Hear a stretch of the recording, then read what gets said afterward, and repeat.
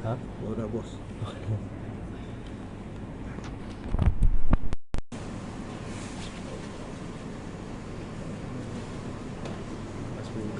Ya. Enggak.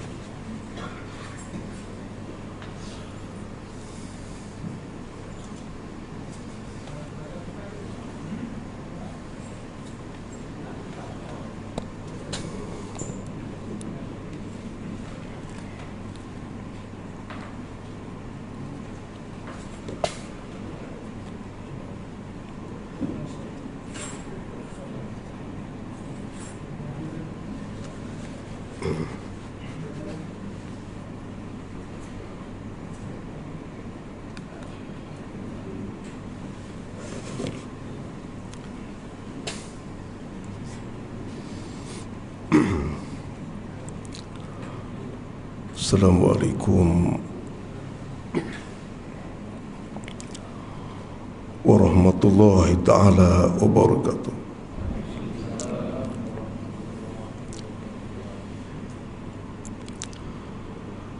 Alhamdulillahilladzi 'allama bil qalam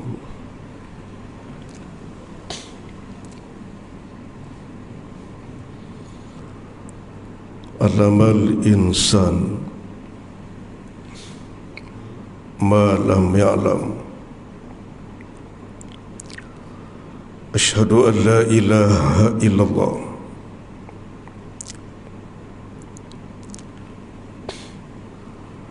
wa asyhadu anna Muhammadan 'abduhu wa rasuluhu.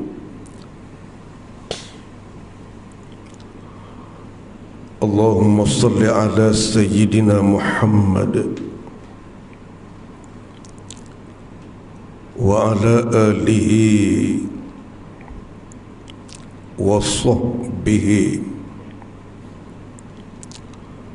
wa tabi'it tabi'in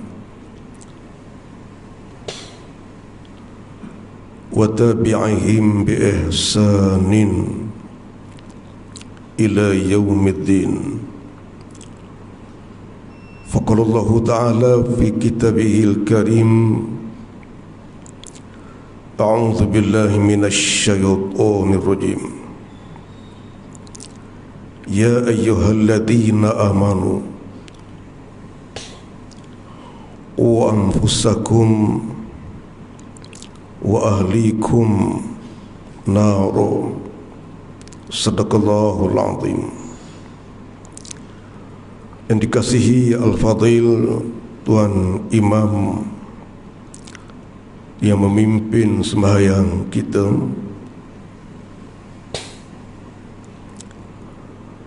yang dikasihi dan dihormati seluruh ahli jawatan kuasa tadbir kepada masjid kita ini, yang dikasihi dan dihormati seluruh pegawai masjid, yang dikasihi dan dihormati seluruh muslimin dan muslimat yang dianugerahkan kekuatan oleh Allah Subhanahu wa ta'ala untuk sama-sama mengambil manfaat daripada kesempatan masa yang diizinkan oleh Allah kepada kita bersama. Saudara-saudara, pada pagi ini saya tertarik untuk membawa perhatian kita bersama kepada satu perbincangan yang berkait dengan sembahyang yang kita dirikan, yaitu syarat kesahan sembahyang, syarat sah sembahyang. Di bawah perincian menghadap kepada kiblat. Saudara-saudara, menghadap kepada kiblat ini ada dua bahagi, tuan-tuan. Kita senaraikan dulu.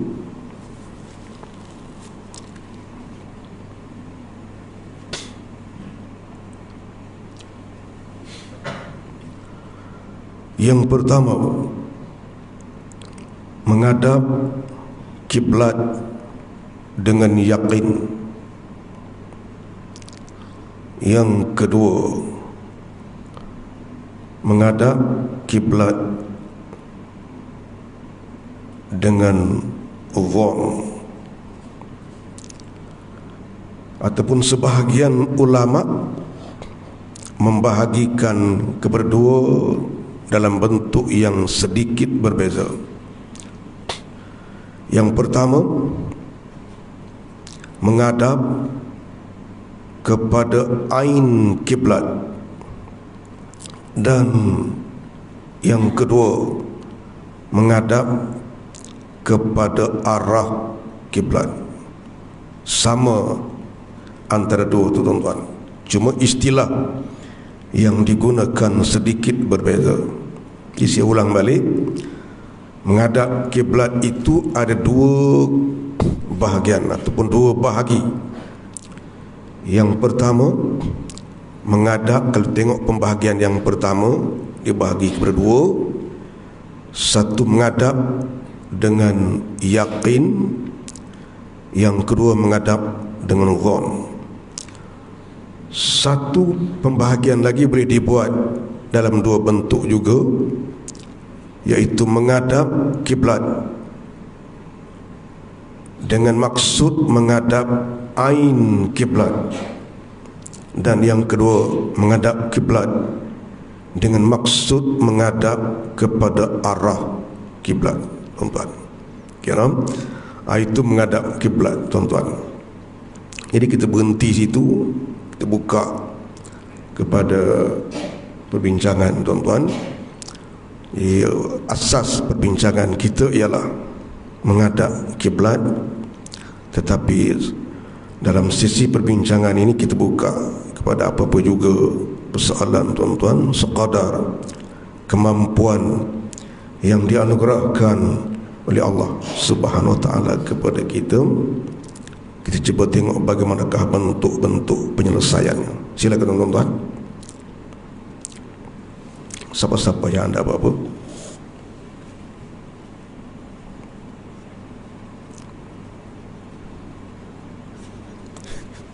Ya, Haji, salam.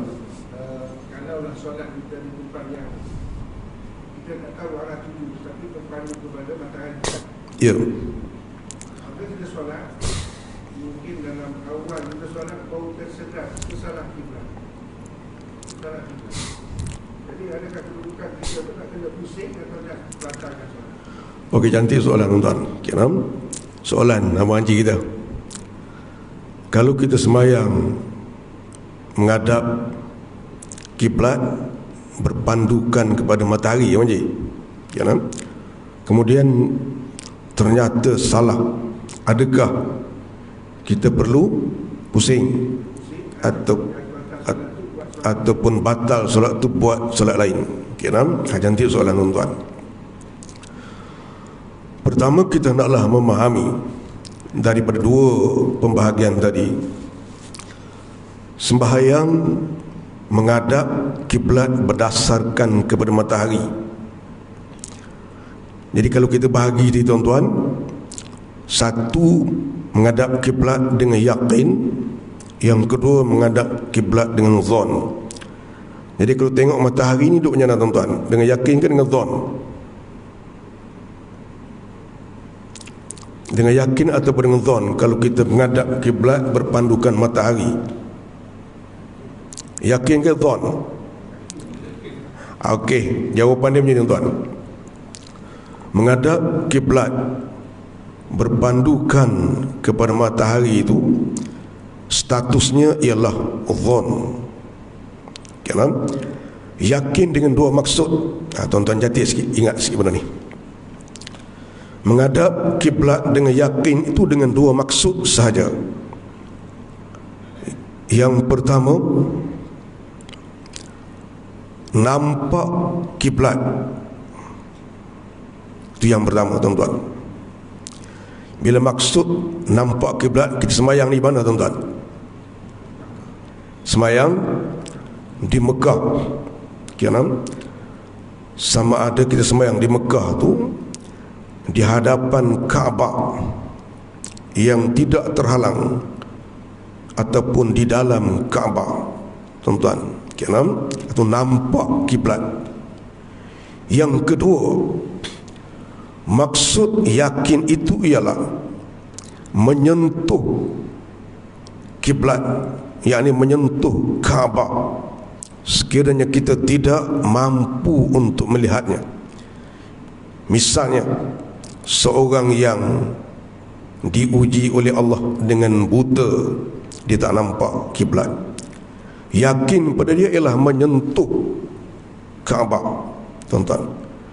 Yang kedua, orang yang tidak nampak Kaabah di dalam keadaan cuaca yang gelap, tak ada sebarang cahaya, maka yakin dalam masalah menghadap kiblat ialah menyentuh kiblat. Selain daripada dua keadaan itu, menghadap kiblat masuk di bawah kategori dhon, tidak masuk di bawah kategori yakin. Berpandukan matahari, kita hendaklah mengetahui matahari ini dia setahun hanya 2 kali berada di atas Kaabah itu, tuan-tuan. Sekarang pergerakan matahari di antara 3 garis bayangan manusia. Satu garisan sartan di utara hemisfer bumi. Yang kedua, garis khatul istiwa. Dan yang ketiga, garisan jadi di selatan, tuan-tuan. Dia bergerak di antara 3 garisan itu. Kenapa? Daripada garisan jadi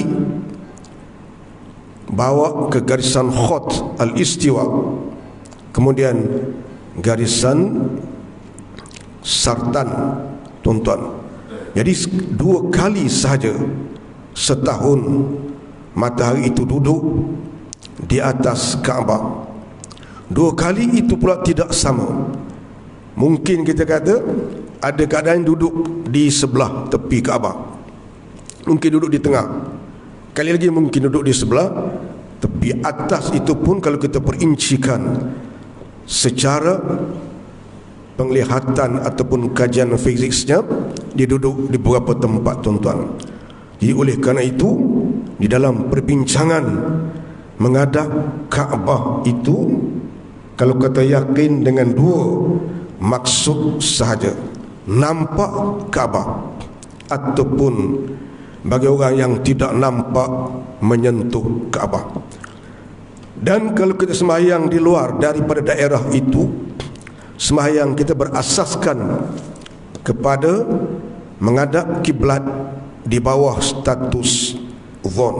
Jadi kalau kita sembahyang berdasar pada matahari, matahari itu sama ada matahari yang kita tengok ataupun berdasarkan kepada penggunaan peralatan yang membantu untuk mengetahui kedudukan termasuk dalam maksud dhon. Okey, balik pada soalan itu. Jadi kalau kita sembahyang dengan melihat kepada matahari, kalau kita di sebelah timur dunia melihat kepada arah jatuh matahari, kalau kita duduk di sebelah barat dunia melihat kepada sebelah naik matahari, maka kita duduk di sebelah sini tengok ke sebelah barat, duduk sebelah sana tengok sebelah timur, kerana kedudukan Mekah sudah berada di sisi yang berbeza. Jadi tengok kepada matahari itu masuk dhon. Jadi sembahyang berdasarkan kepada tengok matahari, kita kata tuan-tuan, kena 3 bulan pula kita datang matahari sebelah sana, tuan-tuan. Jadi kita pun macam mana nak buat? Adakah nak ulang sembahyang kita tu? Tidak perlu kita ulang, kerana dia termasuk menghadap kepada Kaabah di dalam maksud zon, tuan-tuan. Melihat kepada pembahagian yang kedua, menghadap ain Kaabah dan menghadap arah Kaabah. Jadi menghadap ain Kaabah itu tengok ataupun sentuh. Selain daripada itu ialah menghadap kepada arah kiblat. Di dalam Al-Quran Allah tidak menyebut menghadap ain kiblat. A'udzubillahi minasyaitonirrajim. Bismillahirrahmanirrahim, tuan-tuan. Kanan disebutkan di dalam Al-Quran. Kalau kita keluar dalam suratul Baqarah, cuba tuan-tuan tengok, siapa yang ada Quran cuba tengok dalam suratul Baqarah. Allah menyebut di dalam 3 ayat yang berturut-turut. Kanan cuba tuan-tuan tengok.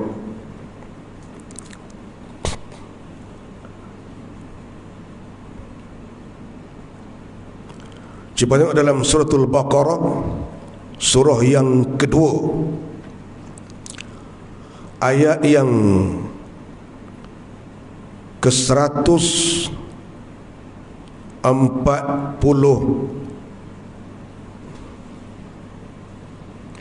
Cuba tengok tuan-tuan. Kanan. Cuba tengok tuan-tuan. Allah menggunakan perkataan syatrul Masjidil Haram. Baca makna seorang, tengok orang muda kita.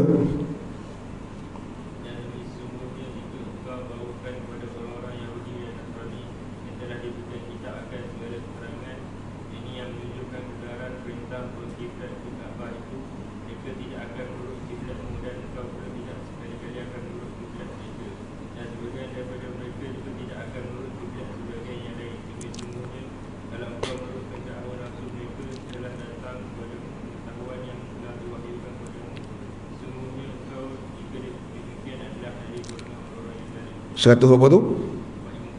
Okey, ke depan tengok 1, 2, 3, tengok 149. Mana dia? Dan dari mana sahaja engkau keluar untuk menjaga sembahyang, maka adakanlah engkau ke arah Masjidil Haram. Tuan-tuan tengok 149. Okey, cuba sebut kemudian satu ke depan, satu lagi.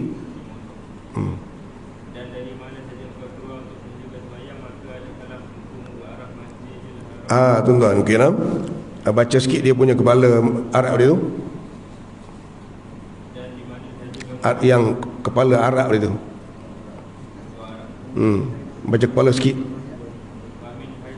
Okey tuan-tuan, okey nah. Wa min haitsu kharajta fawallika wajhaka syatra. Dia guna perkataan tu. Tuan-tuan tengok yang Arab dia tu. Okey nah. Syatra tu ayat 149. Wa min haitsu kharajta fawallika wajhaka syatra fawal apa? Fawalli kan? Fawalli wajhaka kan? Fawalli wajhaka syatra. Syatra tu maksud dia arah. Itu ayat 149. 145 Allah ulang lagi.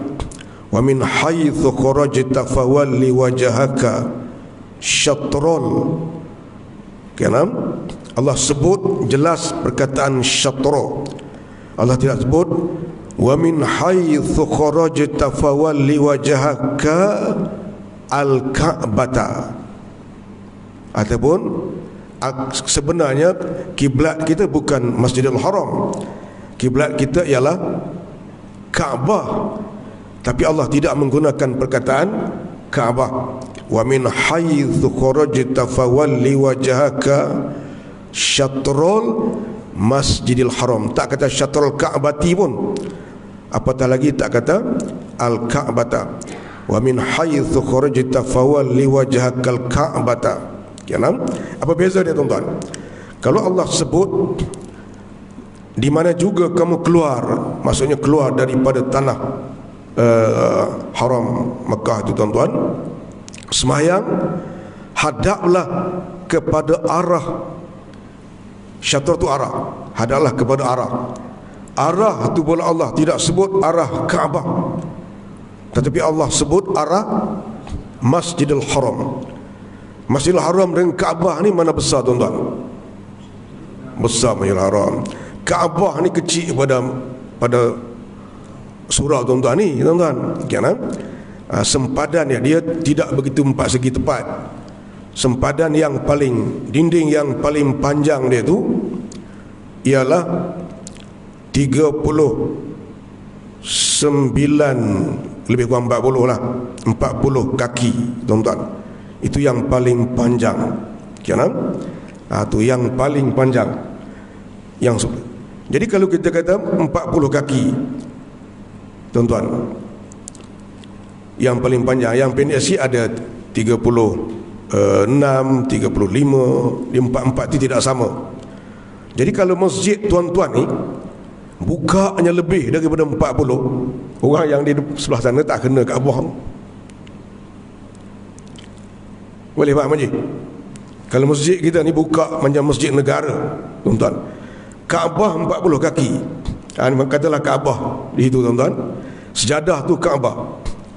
Orang yang semayang di sayap itu tidak kena lah, kerana orang yang semayang dalam bukaan masjid yang melepasi 40 kaki itu sudah tidak kena kepada Kaabah. Itu tuan-tuan. Jadi kalau tuan-tuan pergi ke masjid-masjid, kadang-kadang tuan-tuan tengok jawatan kuasa masjid tu dia buat pindaan. Dia kata kita kena serong sikit kita punya sejadah asal macam ni. Jadi kita dah beli kompas daripada Jerman yang sangat akurat, jadi kita kena serongkan sikit. Sebenarnya tak kena serong tuan-tuan. Kalau nak kena serong, yang lepas keluar dia 40 kaki tu kena tak tuan-tuan? Kena tak? Tak kena. Sudah kawan tu, masjid kena buat panjang macam ular lidi. Bukan. Dia luar daripada kawasan Masjidil Haram. Kita sembahyang hendaklah menghadap arah kiblat. Salah satu daripada penentuan menunjukkan arah, bukan menunjukkan kiblat, menunjukkan arah kiblat, ialah berpandukan kepada matahari. Matahari pula dia ada dua keadaan, 2 hari sahaja sepanjang setahun, 365 hari itu dia lalu di atas Kaabah. Lalu di atas Kaabah tu kalau kita perincikan pula dari sudut fiziksnya tuan-tuan, dia mungkin di sini, mungkin di sini, mungkin di sini, mungkin di sini, mungkin di sini. Tu tuan-tuan, hak kita lalu di atas Kaabah tu. Bukanlah setiap kali berlaku solstice itu kita kata equinox dia lalu di tengah, tidak tuan-tuan. Jadi oleh kerana itu dalam kes sembahyang menghadap arah Kaabah berdasarkan kepada panduan kedudukan matahari, tengah-tengah sembahyang anak kita bawa keluar kompas, dia kata ayah 5 darjah ke kiri, tak payah. Kompas dia tu pun pada kedudukan zon tuan-tuan. Kompas yang dia beli pada Jerman tu 5 darjah ke kiri. Abang dia pula bawa keluar kompas dari Jepun, dia kata 4 darjah ke kanan pula. Sudah kita tuan-tuan. Dia semua tu duduk pada kedudukan zon. Sembahyang itu sah, tidak perlu diulang ataupun tidak perlu diberhentikan. Cantik soalan tuan-tuan. Ada apa yang tuan-tuan kita? Ya. Assalamualaikum. Salam. Apa khabar Ustaz? Alhamdulillah. Ya. Okey Ustaz, kadang-kadang kita ada waktu ni kita ingin menghormati waktu saya. Ya. Jadi kita pun tengah driving atau kita naik kenderaan apa-apa. Tapi keadaan kiblat itu berubah-ubah, corner ke kiri dan kanan. Macam mana Ustaz? Okey, cantik soalan tuan-tuan. Kadang-kala kita nak sembahyang menghormati waktu, kita berada di dalam kenderaan tuan-tuan, Jadi bagaimanakah kedudukan kiblat dalam sebagai syarat kesahan sembahyang kita?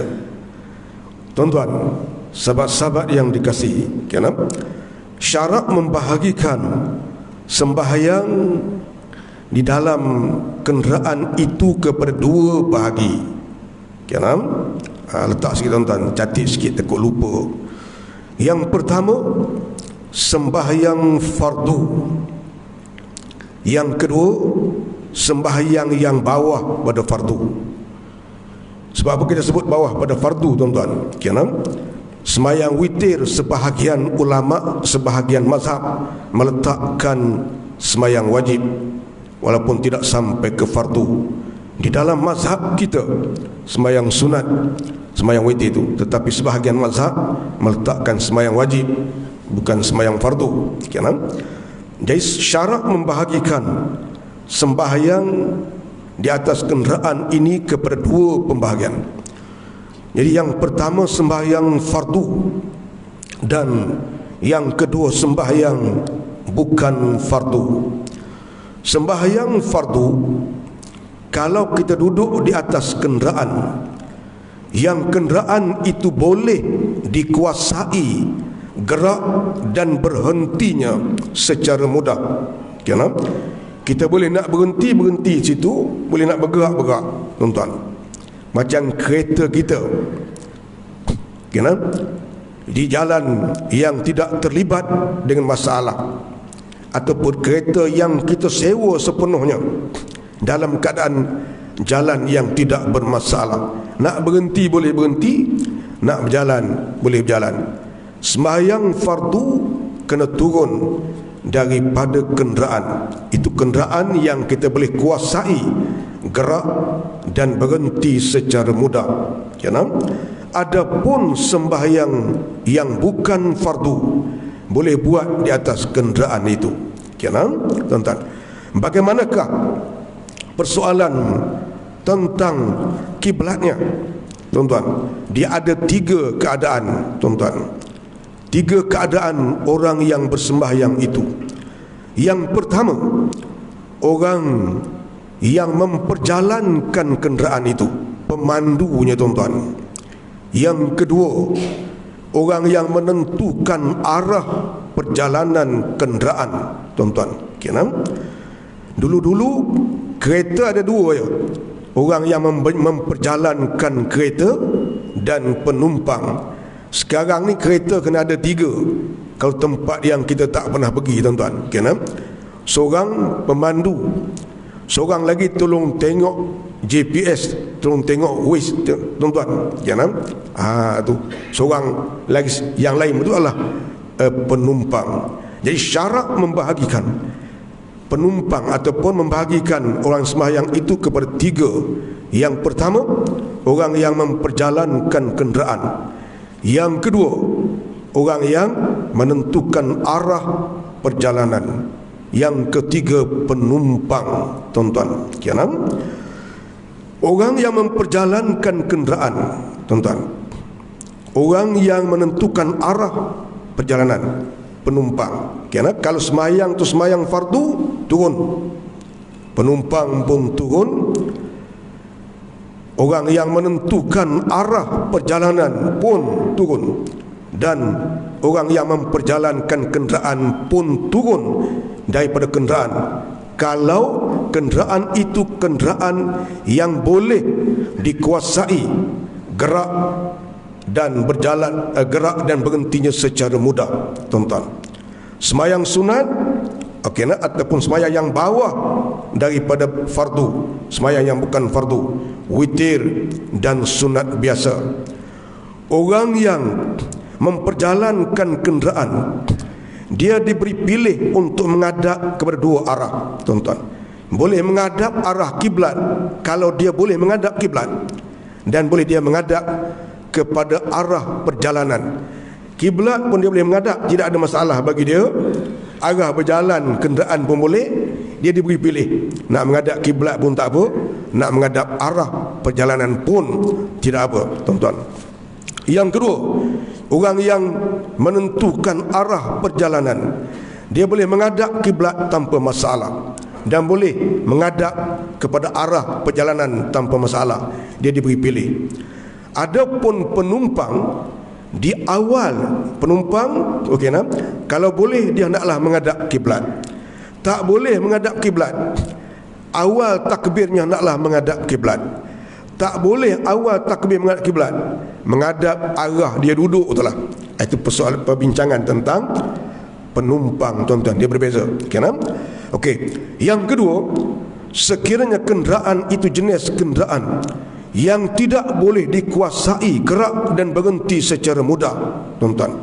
Misalnya kita duduk di atas sampan di lautan, tuan-tuan, nak berhenti kena cari daratan, jadi memerlukan satu struggle yang lain. Ataupun kenderaan di udara, tuan-tuan, tak boleh nak berhenti kenderaan udara ni, berhenti tak boleh, dia kena cari tempatnya. Maka Islam syarak membenarkan kita sembahyang di dalam kenderaan yang tidak boleh dikuasai gerak dan berhentinya secara mudah, tuan-tuan. Yang biasanya kita boleh tengok contoh yang mudah ialah sampan ataupun feri kapal ataupun kenderaan udara, tuan-tuan. Tapi katalah kita pergi ke luar negara, tuan-tuan, macam tuan-tuan selalu pergi ke luar negara, di dalam kenderaan itu kita dua orang saja yang Islam yang tak sembahyangnya. Jadual sembahyang melepasi jadual berhenti berehat, tuan-tuan. Tidak ada banyak pemandu yang bukan Islam yang boleh bertolak ansur dengan kita, tuan-tuan. Kita nak jamak pun terlepas daripada masanya, tuan-tuan. Kerana kalau kita duduk di Eropah, tuan-tuan, misalnya, dia ada jenis perjalanan jauh, bas yang disewa untuk berjalan 3 hari, seminggu dan seumpamanya, melepasi negara-negara teluk daripada Eropah mai ke teluk, daripada teluk pergi ke Eropah, tuan-tuan. Tidak semua yang boleh bertoleransi dengan kita. Okey, nah, dia berhenti pukul 12 tengah hari, zuhur tak masuk lagi, tuan-tuan. Okey, nah, kemudian dia berhenti pula pukul 8 malam.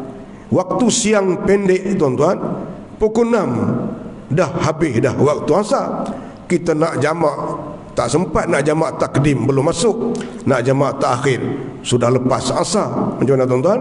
Nak minta berhenti tak boleh. Termasuk kenderaan yang kita tidak boleh kawal gerak dan berhenti secara mudah. Ayam tu kita boleh semayang dengan beberapa kedudukan macam tuan-tuan semayang di atas kapal terbang tu, tuan-tuan. Jadi oleh kerana tu, persoalan semayang di atas kereta yang disoalkan tadi, tengok pada kedudukan. Kalau semayang tu semayang sunat, kita yang bawa kereta tu menghadaplah ke mana pun, tidak ada masalah. Semayang itu sah, tuan-tuan. Cantik soalan tu. Ya.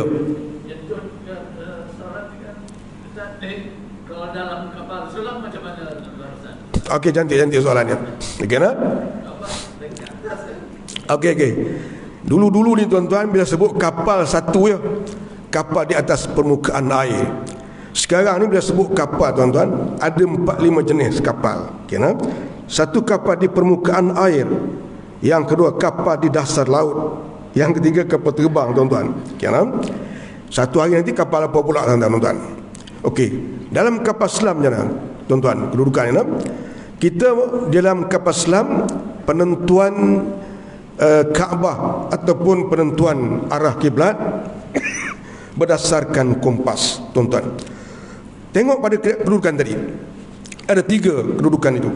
Orang yang memperjalankan kenderaan, satu, dan kemudian orang yang menentukan hala tuju perjalanan.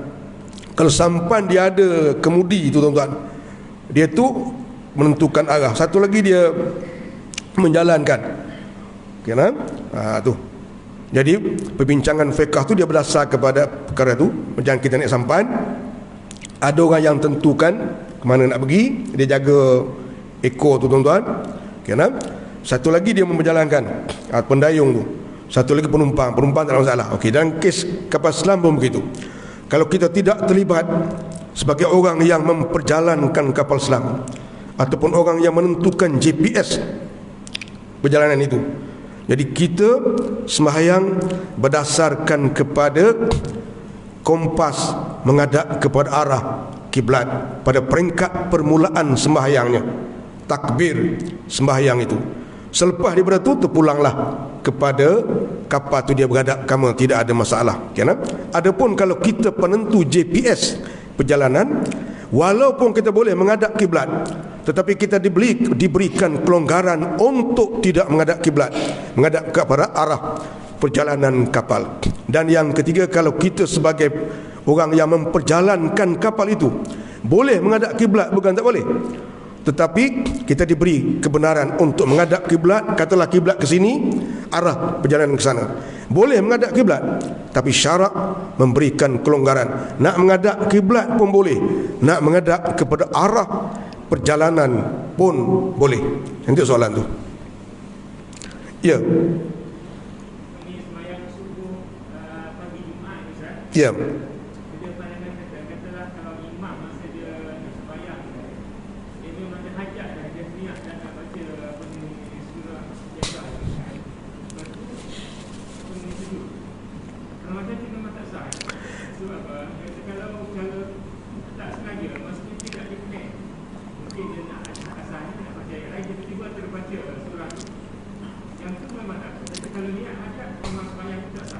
Okey, cantik soalan profesor kita, tuan-tuan. Dia gini doktor, mudah ya. Dalam kes sembahyang subuh, keenam, sujud sejadah, tuan-tuan. Ayat yang disunatkan dalam mazhab kita untuk sujud ini ada 14 tempat. Ada peluar mazhab Syafi'i ada 15 tempat, tuan-tuan. Okey. Jadi macam mana kalau kita sembahyang waktu subuh, kita baca surah sejadah yang kita penerah siap-siap di rumah. Mari ni nak sujud sejadah, tuan-tuan. Kenapa? Penerah di rumah siap-siap. Tu katalah abang je kita, dia gilir imam, kenapa? Pada pagi Jumaat tu, dia penerah di rumah siap-siap tu. Mari nak sujud sejadah. Kenapa kok jalan duduk baca, tuan-tuan? Adakah solat itu sah ataupun batal? Dia ada dua bahagi, doktor, dalam kes ni. Yang pertama, ayat sejadah di dalam alif lam mim tanzil. Kenapa?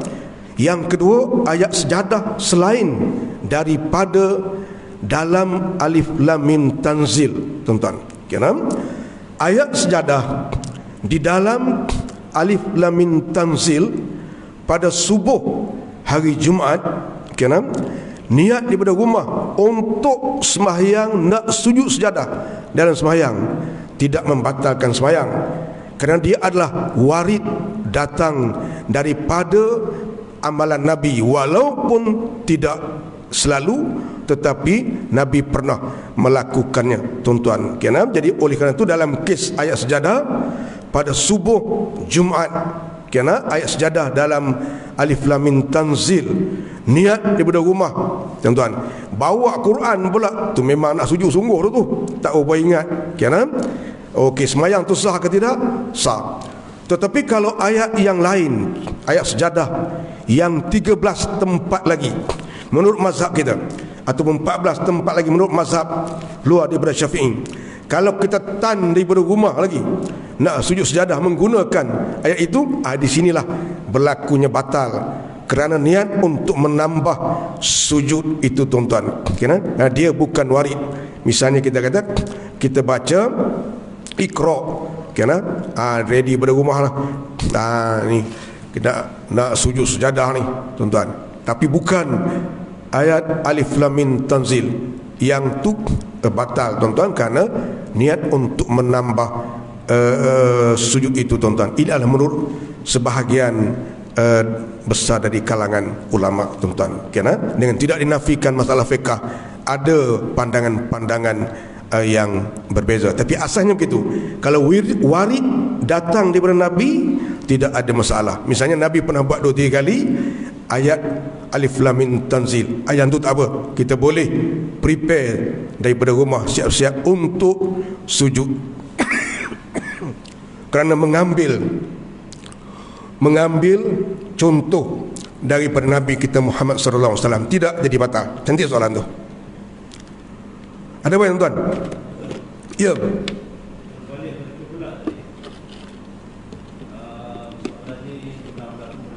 Ya.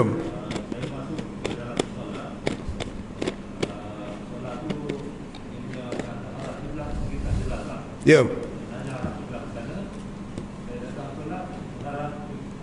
Ya. Ya. Kemudian ada seorang yang orang situ dia datang sama kiblat ni. Jadi saya yang ni terkejutkan ada 2 rakaat. Lepas tu saya batalkan dan buat solat lain arah ke kiblat yang betul lah. Jadi sepatutnya apa yang saya lakukan? Okey, cantik soalan tu. Kira sahabat kita tuan-tuan. Tu bos kita tuan-tuan. Dia masuk ke satu surau masjid, ya, musalla. Okey, masuk ke musalla, kemudian sembahyang, dan sembahyang itu diikuti oleh orang lain pula tuan-tuan. Sampai rakaat yang kedua ada orang mencerita kiblat salah. Apakah yang perlu dilakukan? Yang kedua, apakah status sembahyang tersebut? Kena cantik soalan tu tuan-tuan. Kena.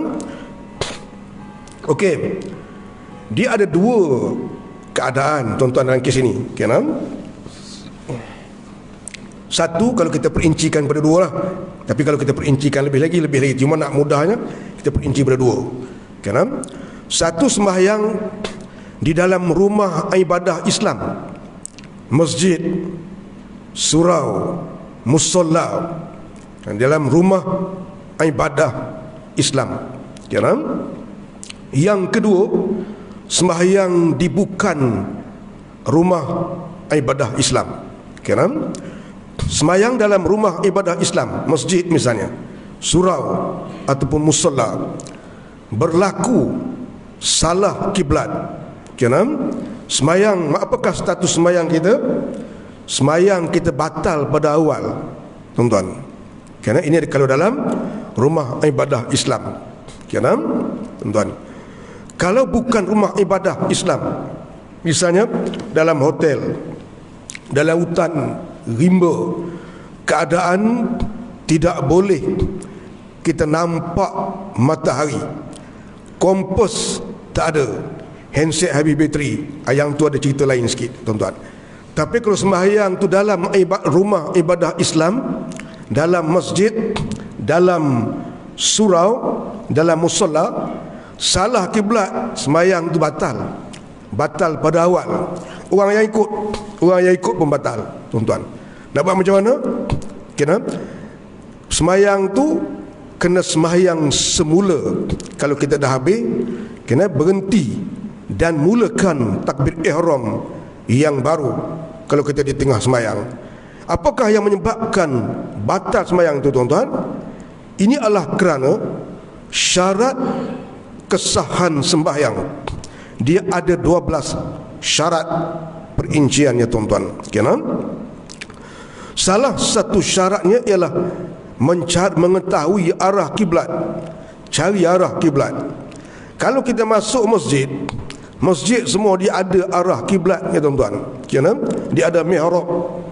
Surau ada mihrab. Kena? Musalla ada mihrab, tuan-tuan. Di dalam tertib pencarian kiblat dia ada 4 tertibnya, tuan-tuan. Mencari kiblat tu dia ada tertibnya. Tertib itu tidak boleh didahulu dan dikemudiankan. Dia mesti menurut turutannya. Pertama sekali, arah kiblat itu kita tahu. Kita tahu dengan tengok ataupun dengan sentuh. Dipanggil tahu dengan yakin. Misalnya kita sembahyang di depan Kaabah tadi, tuan-tuan. Ataupun kita sembahyang, kita kata nampak Kaabah. Bagi orang yang buta menyentuh Kaabah. Orang yang tidak nampak menyentuh Kaabah. Orang yang nampak melihat Kaabah. Kenal? Okey, tuan-tuan, itu yang pertama. Yang kedua, kalau dia tidak boleh nampak Kaabah, walaupun sembahyang di tanah Mekah, tuan-tuan, tapi tak boleh nampak Kaabah, misalnya dilindungi oleh bangunan, oleh kita kata barang-barang orang, oleh kenderaan, oleh apa. Nak bergerak tak boleh, keadaan tu sempit misalnya, tak nampak Kaabah. Dia kena tanya orang yang nampak Kaabah tu, ni agak-agak ni macam mana ni aku ni, dah kepada Kaabah dah ni, ke arah Kaabah ni. Okey, dia kata okey. Kena turutan tu dia kena tengok. Satu, pertama dia kena pastikan sendiri, kena dipanggil yakin. Yang kedua, dia kena tanya orang yang nampak. Orang tu nampak, tuan-tuan, kalau dalam rumah, dalam bangunan misalnya, di Mekah sendiri, tuan-tuan, dia duduk dalam bangunan, tak nampak. Okey, nah, dia tak mau keluar tengok. Ada sahabat luar tengok, aku berdiri ni betul dengan Kaabah ni, tuan-tuan. Itu yang kedua. Yang ketiga, bagi orang yang tidak nampak Kaabah, tidak boleh sentuh Kaabah, dan tidak boleh bertanya orang yang nampak Kaabah tu, tuan-tuan, status yang ketiga dia naklah ijtihad untuk menentukan arah Kaabah. Apa maksud ijtihad, tuan-tuan? Menggunakan potensi yang ada pada dia untuk mencari arah Kaabah. Kena cari potensi, kena gunakan potensi untuk mencari arah Kaabah, termasuk menggunakan kompas, tengok matahari. Orang tua-tua dulu melihat kepada hujung tunas tumbuhan, tuan-tuan. Hujung tunas tumbuhan tu, tuan-tuan, ujung tu, tuan-tuan, yang hujung sekali tu, kalau kita perhati betul-betul, di hujung itu dia akan mengarah kepada arah timur. Maka equal opposite-nya itu adalah arah barat, tuan-tuan. Jadi sekurang-kurangnya dia tengok, kita kata lebih pada 3 hujung tumbuh-tumbuhan tu. Okey, tengok lebih pada 3, tengok 4 misalnya, 3 tunjuk kok tu. Tu dia dah tu, arah dah tu, tuan-tuan. Okey, nah? Okey, kita kata, jadi kita katalah dia semayang tu berdasarkan ijtihad, okey, nah? Salah sah, tuan-tuan, kecuali dibetulkan dengan yakin. Ini kisahnya ijtihad di tanah Mekah tu. Kalau ijtihad di Malaysia ni, tuan semayang berdasarkan kepada tengok matahari, prof kita bawa keluar kompas, yang ni tak payah ulang, kerana dua-dua tu termasuk dalam perkara yang zon, sama tarafnya, tuan-tuan. Kecuali lah kita kata kita semayang, okey, di Mekah sendiri, salah tu dengan yakin, dah nampak dah tengok Mekah tu, yang tu kena ulang, Tapi kalau kes kita kata bukan di dalam tempat ibadah Islam, tempat rumah ibadah orang Islam, kita ijtihad sudah cukup. Tapi kalau salah di dalam rumah ibadah Islam, semayang salah kiblat dalam masjid, yang ni semayang tu awal-awal batal, kerana dia memang tidak mencari kiblat. Semayang arah kiblat salah dalam surau, yang ni semayang tu batal. Semayang salah arah kiblat dalam musalla, semayang tu batal. Semayang tu didirikan dalam istilah fiqh, dipanggil di atas 2 keadaan. Satu, taksir. Yang kedua, di atas kelalaian kita. Apa maksud taksir? Taksir maksudnya malas, tak cari kiblat. Surau boleh silap kiblat, tuan-tuan. Macam masuk surau macam ni, tuan-tuan, masjid macam ni, kalau dah sejadah dia ke situ, kiblatnya ke situ, tak boleh kiblat ke sana. Tiba-tiba orang masuk surau kita, dia sembahyang ke sana. Kita jangan pusing yang tu, tuan-tuan. Sembahyang dia batal pada masa takbir ihram. Katalah kita kata orang masuk surau kita ni, satu rombongan, pelik dia pelik siam tu, bas dia orang, tuan-tuan, menghadap ke sana, tuan-tuan, tapi dalam surau. Yang tu, tuan-tuan, jangan duk pusing. Yang tu sembahyang tu batal daripada awal, tuan-tuan, kerana taksir pada pencarian kiblat, tuan-tuan. Yang kedua, lalai daripada arah kiblat. Nanti soalan tu ada apa, tuan-tuan? Last, ya, InsyaAllah. Waktu saya berada di tanah suci Mekah, Ya, sebuah haji ada bangunan hotel. Bila sampai hotel, arah kiblat hotel bagi kita ikut. Yalah, hotel ni dah biasa bagi rumah haji duduk. Sampai ada ketika ni, bila saya naik atas gunung jemur pakaian, saya tengok arah kiblat ni menghadap ke gunung yang Masjidil Haram ni, yang Serong. Maka saya pun mengikut apa yang saya nampak tadi. Jadi macam mana yang solat sebelum tu yang ada gunung tu, apakah kita perlu nak ganti macam mana tu ataupun macam mana perkiraan? Okey, cantik soalan tu. Okey, nah? Okey, yang tu maknanya sembahyang berasaskan kepada ijtihad orang, bukan ijtihad kita. Sebab kita berdasar pada anak panah yang dibubuh. Okey, nah? Dia ada 4 status tadi. Sembahyang menghadap kiblat dengan status yakin, kita tengok sendiri. Okey, nah? Yang kedua, sembahyang menghadap kiblat, ain kiblat, dengan bertanya orang yang nampak kiblat. Yang ketiga, dengan ijtihad kita yang buat kiraan, kita yang buat, kita kata pencerapan itu. Yang keempat, berasaskan kepada ijtihad orang. Okey. Jadi turutan dia, yang pertama tengok sendiri, yang kedua tanya orang yang tengok, orang tengok kiblat, bukan orang yang tengok kompas, orang tengok kiblat. Yang ketiga, ijtihad kita. Yang keempat, ijtihad orang. Kalau silap yang ketiga ni, silap tu dibetulkan dengan yakin. Yakin apa dia? Tengok kiblat. Maka sembahyang tu naklah diulang. Tapi kalau silap tu dibetulkan oleh ijtihad juga, walaupun ijtihad kita sendiri, yang tu tidak perlu diulang. Misalnya, kita kata kita sembahyang di Mekah macam sahabat kita tadi, berdasar kepada arah panah yang dia letakkan. Makna itu bukan ijtihad kita. Kita bergantung kepada ijtihad orang. Naik atas, tengok ke sana. Yang di dalam hotel tunjuk situ, kiblat ke sana. Sembahyang tu kena ulang, kerana kiblat yang kita tengok tu tengok dengan yakin. Dibatalkan ijtihad itu dengan keyakinan yang kita tengok.